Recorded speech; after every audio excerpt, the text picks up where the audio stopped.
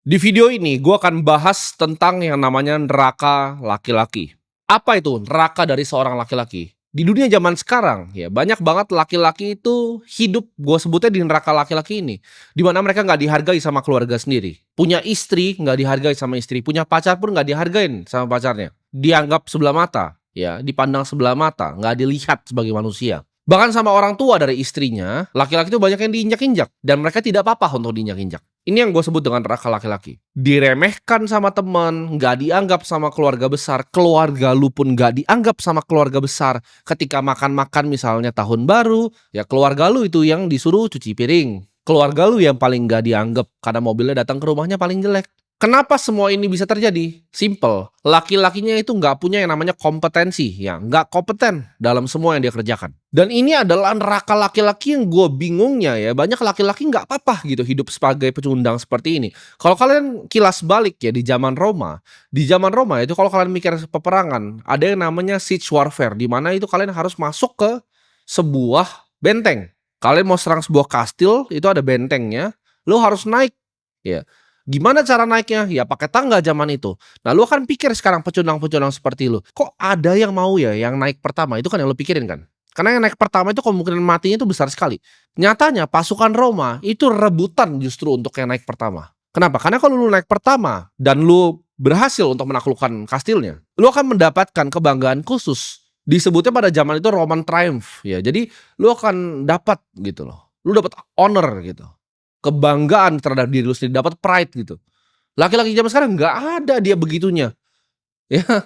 Kalau ketika perang suruh naikin tangga dia kabur duluan, dia nggak berani. Jadi yang kemungkinan kepalanya ditebas pertama. Kalian bayangin dalam beberapa ribu tahun ya, cepat sekali berubahnya dari laki-laki yang seperti itu ke laki-laki yang seperti sekarang.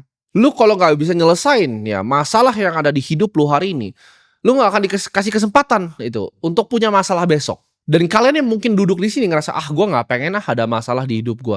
Itu laki-laki pecundang. Gue kasih tahu kalian di sini ya. Untuk sebagian besar dari laki-laki, hidup itu isinya hanya masalah ya. Masalah, peperangan itu setiap hari. Dan masalah itu nggak akan pernah henti ya. Itu ibarat setiap hari ada tantangan baru di hidup, ada masalah baru, ada kesulitan baru. Itu harus lu telan sebagai bagian dari hidup. Hidup ya selama 80 tahun nanti mungkin kalian hidup, kalau dikasih 80 tahun sama yang di atas, itu adalah peperangan tanpa henti. Setiap hari itu adalah peperangan. Untuk orang-orang seperti gue, setiap hari itu seperti gue datang untuk berperang. Ketika bahkan lu mungkin bingung apa maksudnya gue peperangan. Di saat titik sudah sangat cukup ya, berkecukupan seperti gue, hal terbaik yang gue bisa lakukan sekarang adalah bersiap untuk perang. Nah kalian mungkin bingung, karena mama gue juga bingung. Dia bingung, kalau lu udah punya semua duitnya, kalau lu gak bisa santai-santai aja? Enggak.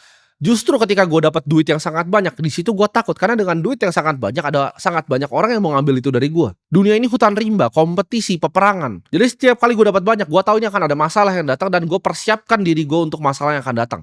Dan gue gak kaget ketika masalah itu datang. Matahari itu akan terbit dan matahari juga akan tenggelam. Suatu saat lu bisa senang-senang, besoknya lu bisa kena masalah yang luar biasa berat. Lu mungkin pikir sekarang, oh coba kalau gue hanya punya uang 10 miliar aja dikasih ke gue, masalah di hidup gue akan selesai. Enggak, masalah lu akan tambah berat. Tapi hidup ini akan kasih lu level masalah ya, di level lu. Jadi masalah yang lu dapetin ketika punya uang 100 juta itu berbeda. Ya kayak gue, masalah yang datang di hidup gue ketika gue cuma punya uang 100 juta itu gampang. Tapi bagi waktu itu 100 juta berat. 1 miliar masalahnya beda, 10 miliar beda masalahnya. 100 miliar beda masalahnya. 1 triliun itu levelnya naik terus masalahnya. Ya, tapi kita progres di hidup ya, gue anggap diri gue berperang dan gue nggak takut mati ibaratnya. Lu mau perangin gue, come and get me gitu.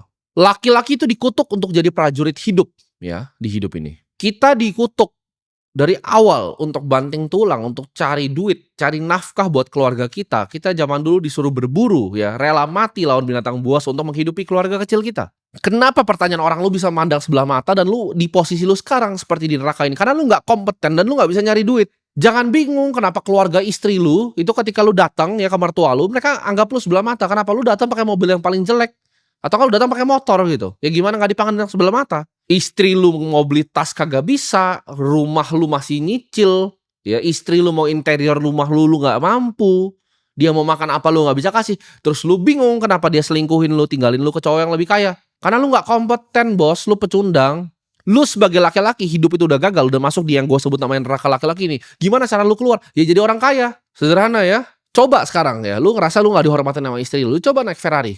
Ya, lu naik Ferrari ke rumah mertua lu. Apa nggak disiapin itu semua makanan di situ? Apakah dia nggak sapu dulu rumahnya sebelum lu dateng? Apa dia nggak begini tunduk sama lu? Tunduk lah. Itu cara dunia bekerja. Nggak suka begitu. Nggak suka orang lebih mana orang yang lebih kaya. Ya lu contoh lah, lu ke hotel aja. Lu naik Avanza sama naik Ferrari lebih dipedulin siapa? Dunia memang begitu. Lu Avanza lu disuruh parkir jauh-jauh karena mobilnya jelek nggak mau dilihat di depan hotel. Kalau Ferrari, gua naik McLaren, gua naik Senna, itu di hotel, ditaruh di depan lobi kalau bisa mobilnya. Karena hotelnya bangga ada mobil seperti itu di hotelnya. Itu cara dunia bekerja. Nggak suka pindah, ya lu pindah hidup di bulan gitu. Lu bingung gitu kenapa cewek lo kok bisa ya dia jahat banget sama gue cari cowok lain. Dia udah capek-capek make up. Ya yang lu lakuin adalah lu naik motor. Dengan lu naik motor lu rusakin itu semua make upnya, matanya masuk debu. Ya rambutnya rusak kena helm. Dan lu bingung kenapa dia mau cowok yang punya mobil. Hujan-hujan kan sama lu, naik jas hujan. Dan lu cuma nangis ketika ditinggalin lu buat cowok yang punya mobil. Ya jangan sakit hati, kerja. Ya, kerja. Kalian mungkin bingung kenapa ya pacar gue selalu berantemin gue. Di hidup gue ya, selama gue punya pacar jarang sekali gue berantem. Jarang banget ada yang mau berantemin gue gitu. Karena gue kompeten.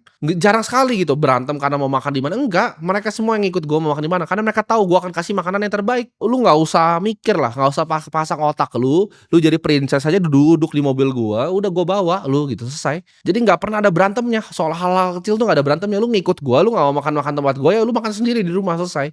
Lu nggak mau gue cari orang lain, sederhana. Gampang sekali gitu. Bedanya apa? Lu ketika lu bawa cewek lu dengan motor lu ya kan, lu makan di mana ya? Kamu makan di mana sayang? Nggak tahu. Oh ya udah kita makan di McD ya. Akhirnya makan di McD lu. Kalau gua udah siap semua gitu. Chef omakasenya tahu gua siapa, security di depannya tahu gua siapa, parkiran gua pun ada parkiran gua sendiri di situ. Ya. Kenapa? Money talks gitu. Lu akan masuk ke neraka laki-laki kalau cuma jadi pecundang di hidup lu. Ya orang tua lu aja mungkin gak bangga sama lu cuman jongkok di depan rumah pakai wifi tetangga main game. Di sini gue bilang ya, lu stop cari pembenaran gitu.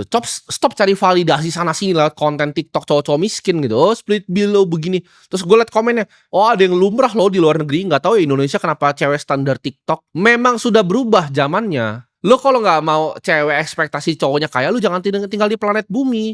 Dari zaman dulu cowok yang paling berotot yang bisa berburu paling banyak itu paling banyak dapat cewek. Ceweknya banyak di goanya karena dia jago berburu. Zaman dulu juga sama. Raja itu bisa punya 1.000 cewek. Sedangkan cowok-cowok yang gembel itu bisa nggak pernah punya cewek, nggak pernah punya pasangan sampai dia mati. Itu fakta dari zaman dulu seperti itu. Ya, cowok-cowok cuma dicambuk itu jadi budak itu biasa nggak dapet cewek sampai dia mati karena dia sampah di masyarakat. Orang-orang di Roma yang nggak ikut militer itu biasanya nggak punya cewek sampai dia mati. Hidup kayak pecundang di samping di tanah begitu hidupnya. Cari-cari makan dari pinggiran kayak kucing. Jadi jangan lo expect gitu loh. Oh ini ada standar cewek mau kaya. Memang semua cewek mau cowok yang kaya. Udah telan gitu ya. Ada yang coba cari validasi. Oh tapi kan di luar negeri itu biasa lumrah itu split bill. Iya bule miskin. Sama kan di negara kita ada orang miskin. Di luar juga ada orang bule yang miskin gitu loh. Orang yang bule yang miskin yang minta split bill. Coba lu ke billionaire deh. Hedge fund manager gitu, kerja di finance, suruh split bill, lu diketawain bos, karena mulut dia ngomong split bill, nih kayak gue nih ngomong split, misalnya harga makannya 1 juta, gue ngomong split bill, itu gue udah bikin 1 juta dalam gue ngomong sedetik split bill itu, daripada gue capek-capek ngomong, ya nambah berapa detik lagi itu prosesnya, gue bayar aja, karena itu nggak, waktu gue lebih mahal dari proses gue ngomong kata keluar dari mulut gue split bill, nggak paham kan kalian? Jadi jangan samain kayak standar-standar TikTok, terus ada cowok-cowok gitu ngomong, oh nggak apa-apa, ini nggak apa-apa, dia miskin naik Avanza. Jangan dengerin, ya jangan dengerin. Lu juga harus telan, tapi kalau lu mau hidup yang berbeda, lu mau keluar dari neraka ini, lu harus lakuin yang laki-laki lain nggak lakukan. Lu harus siap perang, lu harus siap untuk telan masalah-masalah yang akan datang. Karena masalah-masalah itu gue janji akan datang ke lu. Menurut gue sih nggak ada yang lebih busuk kayak di dunia ini dibanding jadi laki-laki pecundang ya. Lu cuman bangun naik KRL itu lu dempet-dempetan, cari kopi hitam, terus lu dapat gaji dari bos lu, terus lu tidur. Hidupnya kayak autopilot. Lu tau gak ini mirip sama apa? Sama binatang di kebun binatang. Lu jangan gue ngomong gini kayak gue jahat sama lu. Enggak, ini gue sayang sama lu makanya gue ngomong. Ya, gue sama-samain lu sama binatang kenapa? Karena gue sayang sama lu. Mirip ya. Gue bilang tadi, lu bangun autopilot ke KRL, dempet-dempetan, minum kopi, ya. Makan roti ke kantor, dapat gaji pulang. Ulang lagi besok, ulang lagi besok, ulang lagi besok. Emang gak ada masalahnya bener hidupnya, tapi itu hidup paling sampah menurut gue. Hidup paling sampah adalah hidup yang rata, nggak ada kegembiraan di hidup lu, nggak ada rasanya. Bahkan ya, gue di saat ada masalah itu di saat gue ngerasa bener-bener gue hidup gitu loh. Lagi perang nih, seru nih menurut gue. Kalau hidup lu rata flat aja itu bagus gak usah hidup gitu. Lu jangan jadi kayak singa di kebun binatang. Nah singa di kebun binatang kenapa? Gak usah berburu ya. Makanan ada jamnya, dikasih secukupnya makanannya. Kerjanya cuma tidur, insting berburunya hilang. insting predator hilang, kill or be killed instingnya tuh hilang gitu loh. Yang dia harus kabur dari poachers yang bawa senjata tuh hilang, instingnya hilang gitu. Makanya singa-singa di kebun binatang itu lebih cepat mati dibanding singa-singa di alam. Karena instingnya dibunuh. Lu mungkin juga akan lebih cepat mati dibanding orang yang hidup gitu loh. Lu tuh nggak hidup, lu di neraka ini kayak di kebun binatang gitu loh. Dikandangin gitu, naik KRL, dempet-dempetan. Lu kayak singa yang nggak tahu kapan menghindar dari bahaya. Ini bahaya nggak sebenarnya? Makanya gimana cara carinya? Oh, dikasih gitu, dikasih. Suapin. Tapi secukupnya.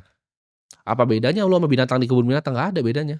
Gua tahu ya, lu yang nonton ini tuh manusia di dunia ini yang paling banyak alasannya. Gua bukan dilahirin di keluarga kaya, gua nggak bisa inilah itulah. Coba gua kasih gini. Gua bilang bahwa 2025 ini adalah tahun dimana hidup lu bisa berubah di Januari ini. Ya, kalau lu sungguh-sungguh dengerin apa yang gua ngomongin, hidup lu bisa berubah. Buang dulu semua. Alasan-alasan goblok di otak lu, buang dulu semua. Jangan nyalain ini ada kebijakan ini, jangan nyalain ya. Fokus di diri lu, dan gue bilang, lu dengerin omongan gue, 2025 hidup lu akan berubah. Coba gue kasih lo ya, gue tantang lo sama misalnya 100 orang yang nonton ini ya. Ada 100 orang nih, gue kasih skop. Cuman boleh pakai skop ini, lu gali lobang ke bawah. Yang lobangnya paling dalam 24 jam gue kasih 10 miliar. Lu yakin lu bisa menang game gue gak? Coba lu pikir. Ujung-ujungnya apa yang bisa begitu? Itu lewat kegigihan. Itu pure, kalau bahasa Inggrisnya sheer will. Gue gak tahu bahasa Indonesianya apa. Kemauan yang luar biasa itu. Tekad yang luar biasa. Itu bukan siapa yang lebih punya teknik untuk ngegali kalau 24 jam. Itu siapa yang lebih berani berdarah dibanding sebelah-sebelahnya. Lu yakin lu menang gak? 100 orang ya. Gue pilih 100 random orang nonton ini. Lu yakin lu menang gak? Itu aja lu kagak yakin lu menang. Gimana lu mau sukses di hidup ini? Itu bisnis, pekerjaan ya. Financial market itu jauh lebih susah dari gali lubang 24 jam itu. Lu gimana mau sukses? Gak bisa jawabannya. Lu aja gak pede dengan begitu. Kalau gue bilang sekarang, 2025 lu pas sukses, tapi kompetisinya ratusan ribu orang yang nonton ini. Sama persis kayak gali lubang itu. Lu mau do whatever it takes gak untuk keluar dari neraka itu? Karena semua lu itu di neraka yang tadi, yang dipandang rendah oleh orang tua lu sendiri, oleh mertua lu, oleh istri lu. Nanti anak lu bahkan gak bangga punya bapak kayak lu. Bayangin coba hidup kayak gitu. Apa gak lebih baik mati aja? Gue yakin pecundang-pecundang sini lu bawa pacar lu ya ke pinggir gang, itu dia ditodong gitu kan. Lu bahkan gak berani berantem, lu gak berani korbanin nyawa lu untuk pacar lu sendiri. Ya gimana dia gak tinggalin lu? Itu cowok-cowok zaman sekarang. Ada begal nih, bawa parang, lu gak berani mati demi pacar lu. Lu lari. Itu pecundang. Lu baru sakit dikit aja gak mau kerja. Ibarat nih besok nih gue mau suruh lu lari maraton, lu bilang batuk pilek. Gak bisa begitu. Ya.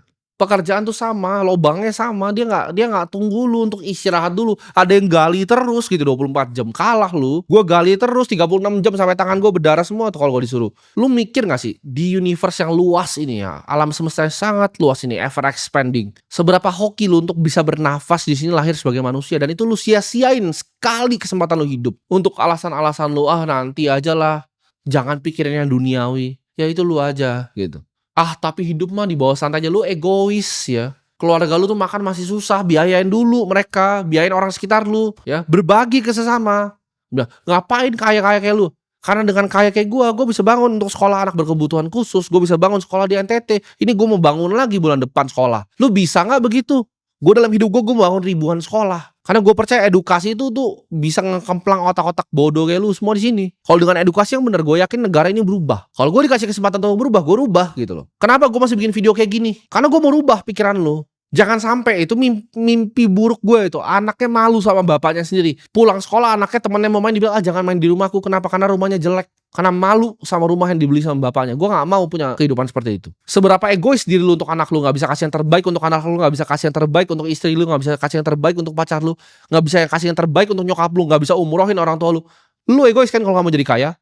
Orang miskin tuh manusia paling egois. Makanya gue berharap banget ya robot-robot ini, humanoid robot dan AI ini akan berubah semuanya. Karena kalau gue dikasih kesempatan, bagusan gue eradikasi aja orang-orang kayak gini. Kayak di zaman Roma, dibuang aja gitu ke pinggir. Gak ada gunanya menurut gue untuk mereka bernafas. Ini gue kasih tahu lo ya, rahasianya sukses. Sukses itu kayak api. Lu di hutan belantara nih, kedinginan, lu takut banyak binatang, lu harus nyalain api. Nyalain api sulit sekali nyalainnya. Mungkin lu yang bahkan gak pernah paham nyalain api itu sulit banget coba nyalain api gitu. Tapi ketika api itu udah ada baranya, dia udah nyala, kecil aja apinya, itu akan jadi besar gampang sekali. Itu tinggal lempar-lemparin kayu. Apinya itu gampang sekali jadi besar. Kenapa gue kasar seperti ini? Kenapa gue kesannya pengen ngerendahin kalian? Karena gue cuma pengen pantik apinya itu untuk nyala. Ketika apinya itu nyala, gue yakin kalian semua yang nonton ini bisa sukses. Jadi gue ngomongin dari hati ke hati kalau kalian. Gue pengen pantik apinya buat nyala. Jadi jangan salah tangkap apa yang keluar dari mulut gua. Gua nggak bermaksud jahat dan gua nggak maksud jelekin kalian. Gua pengen pantik apinya untuk lu sadar lu hidup di neraka nih. Ayo kita keluar gitu. Fungsinya apa? Karena gue pengen kalian jadi penerus apa yang keluar dari mulut gue. Gue mungkin gak hidup selamanya, tapi kalian ini, video ini akan hidup selamanya. Ya, ini akan jadi legacy gue. Berapa ratus ribu orang yang nonton ini, yang setia nonton ini, hidupnya berubah semua dan jadi orang-orang hebat di negara ini. Dan bantu gue mungkin dalam misi gue untuk menyebarkan edukasi. Karena gue lebih baik ya, punya 100 ribu followers yang sangat kaya, dibanding punya 50 juta followers orang miskin. Kayak artis-artis gitu, gak ada gunanya, sampah gitu. 100 ribu deh follow gue. Tapi kalian semua punya uang gitu, kalian semua punya influence, kalian semua punya power di negara ini. Itu kita bisa do something gitu, kita bisa rubah sedikit gitu loh. Cuman itu yang gue pengen. Jadi kalau kalian tanya apa agenda gue, itu agenda gue. Gue pengen kalian semua sukses, karena gue pengen 100 ribu orang yang ngikutin gue tuh jadi pendekar, jadi prajurit. Gue mendingan 300 prajurit yang ngikutin gue dibanding 1 juta orang sampah yang pecundang. Jadi gue gak mau ada pecundang sini. Lu gak senang dengan apa yang gue ngomong, lu blok channel gue. Gue gak butuh ada lu ya. Gue gak butuh duit dari sini. Gue gak pernah ada endorse dari sini. Gue bukan influencer. Gue udah pengusaha yang sangat sukses. Outlet gue 52 ya, klub paling besar di Asia, beach club paling besar di dunia. Gue gak butuh uang lu di sini. Jadi gue pengen kalian adalah telan. Gue pengen pantik api di kalian buat kalian bisa jadi sukses.